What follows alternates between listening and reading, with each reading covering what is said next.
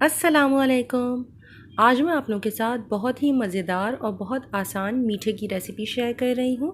ये है सेवइयों की खीर। कुछ लोग इसमें चावल का इस्तेमाल भी करते हैं, बट मैं इसे सिर्फ सेवइयों के साथ तैयार कर रही हूँ। बनाने में बहुत ही आसान है।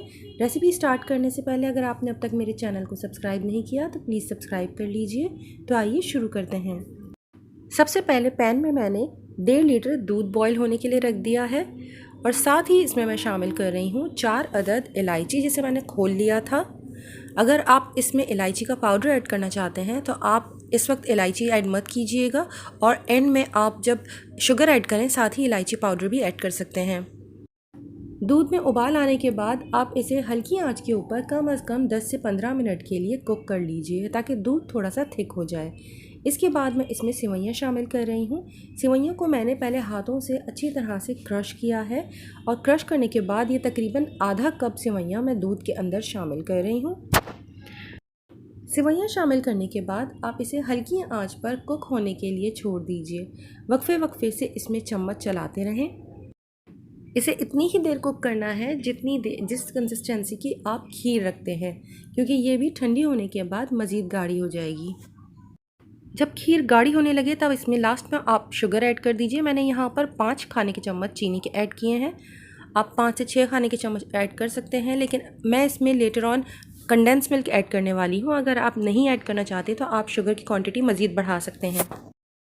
साथ ही इसमें जो हमने इलायची ऐड की थी वो भी आप इसमें से निकाल लीजिए, और अगर आप इलायची पाउडर ऐड करना चाहते हैं तो वो इस स्टेज पर आप इसमें ऐड कर सकते हैं। चीनी ऐड करने के बाद कंसिस्टेंसी थोड़ी सी पतली हो जाती है तो इसे मज़ीद कुछ देर के लिए कुक कर लीजिए। अगर आप इसे रूम टेम्परेचर पर सर्व करना चाहते हैं तो फिर इसे मज़ीद थोड़ा सा थिक कर लीजिए, अदरवाइज़ ये फ्रिज में रहने के बाद मज़ीद थिक हो जाएगी। चूल्हे से हटाकर कुछ देर के लिए रख दीजिए और फिर इसके अंदर शामिल कीजिए तकरीबन 1/4 कप से आधा कप तक कंडेंस्ड मिल्क। अगर आप कंडेंस्ड मिल्क की जगह खोया ऐड करना चाहते हैं तो इसमें आधा कप खोया शामिल कर सकते हैं। अदरवाइज़ ये खोए और कंडेंस्ड मिल्क के बगैर भी बहुत मज़ेदार तैयार हो सकती है। आप सिर्फ शुगर की क्वांटिटी को एडजस्ट कर लीजिएगा। सेवइयों की खीर को किसी अच्छे से सर्विंग बोल में डिश आउट करने के बाद इसे आप अपनी पसंद के नट्स से गार्निश कर दीजिए। मैंने इसमें चावल बिल्कुल ऐड नहीं किए हैं, लेकिन अगर आप ऐड करना चाहते हैं तो 1 टेबल स्पून चावलों को आप थोड़ी देर के लिए सोक कर लें और इसके बाद उसे क्रश कर जिस वक्त हमने सेवइयाँ ऐड की थी उसी स्टेज पर आप वो चावल भी इसमें ऐड कर दीजिए।